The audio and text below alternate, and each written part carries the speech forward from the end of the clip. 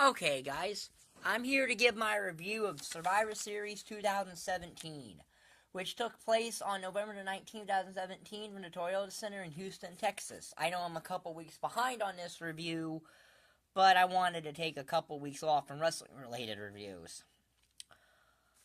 This actually was a very good Survivor Series, so, yeah.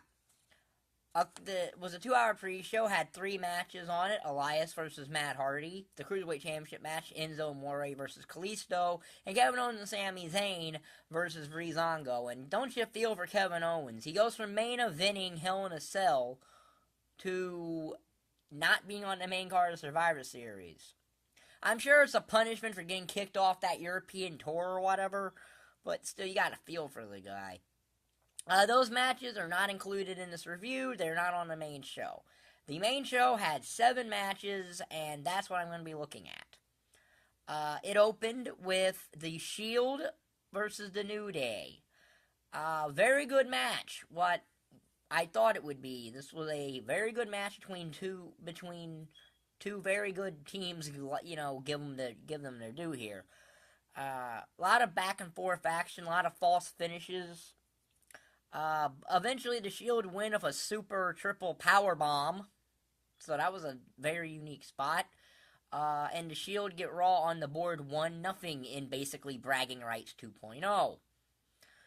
So 4 stars. I had no problem with this match. Then we get the Women's Survivor Series elimination matches. We have Raw's women. Alicia Fox, Sasha Banks, Nia Jax, Asuka, and Bayley taking on Becky Lynch, Carmella, Natalya, Naomi, and Tamina.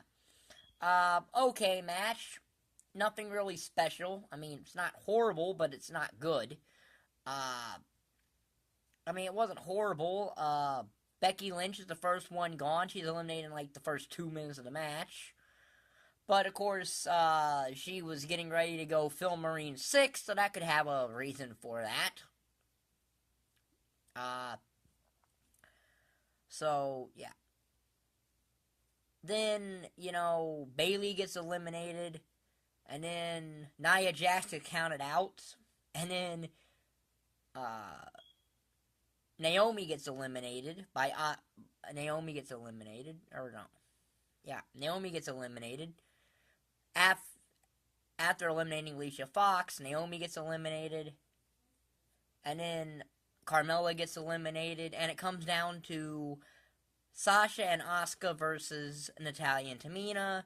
Sasha gets eliminated, and Asuka's up to Natalya and Tamina, and she makes them both tap out. Tamina, she makes tap out to an armbar, and Natalya to the Asuka lock. Like I said, not that great, but it was, you know, it was good. It was a 3-star match. Personally, I just would have had Asuka defeat all 5 of SmackDown's women by herself. But that's what I would have done. But I don't think the WWE wanted to do that. So, but that's what I would have done. At least have her defeat at least more than 2. But, still 3 stars. Next up, the U.S. Champ versus IC Champ match. This is The Miz versus Baron Corbin. And a better match than I thought it would be.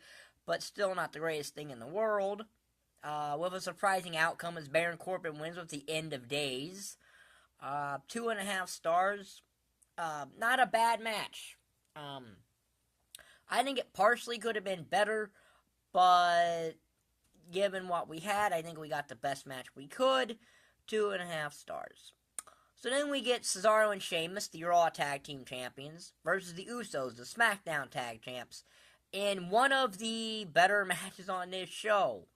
This show has a lot of really solid wrestling on it. This is a very good match, as I knew it would have been. I think, though, that Shield and I think that Ambrose Rollins against the Usos probably would have been a tad bit better. But this is still a good match. Very good match.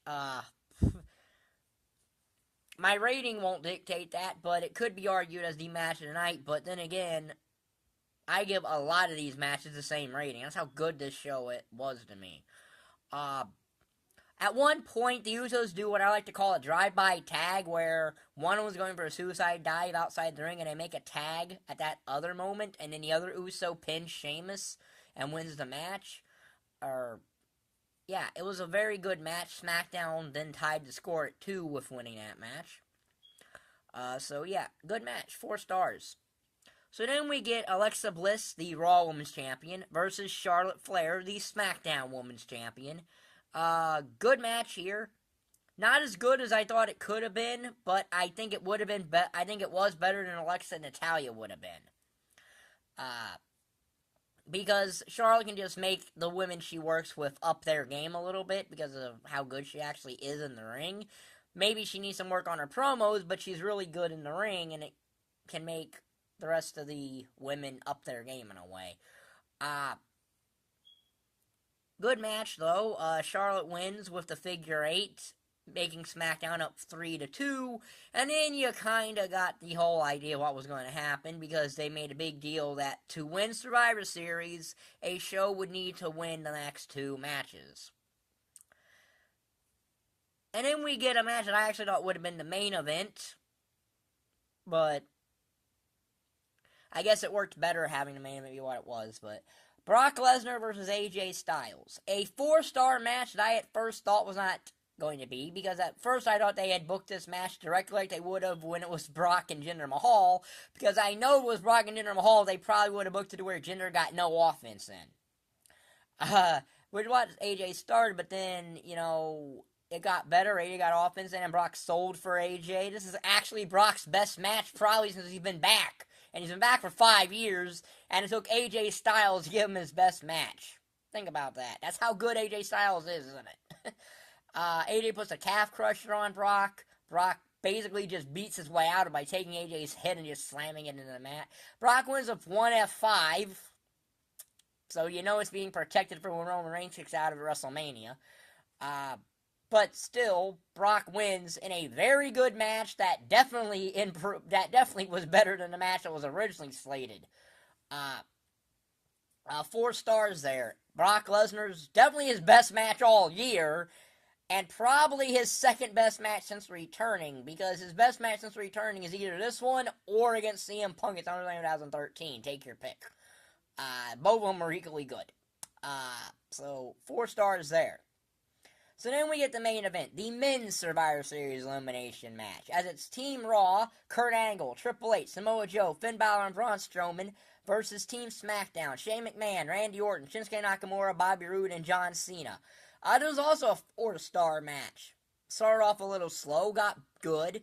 The ending is kind of weird and probably took weird things off, but for a while we get all the stuff we wanted to, and Triple H does stuff with Bobby Roode and Nakamura, stuff like that. Then Braun Strowman eliminates Nakamura with a power slam, and then he eliminates Bobby Roode a minute later with a power slam. Braun Strowman gets taken out by the entire team of SmackDown, including Bobby Roode and Nakamura, who were eliminated and thus shouldn't have been out there, but whatever. And then Shane wants to jump off onto Strowman, but he gets stopped by that. Then, after some infighting between Samoa Joe and Finn Balor, John Cena pins Samoa Joe to eliminate him.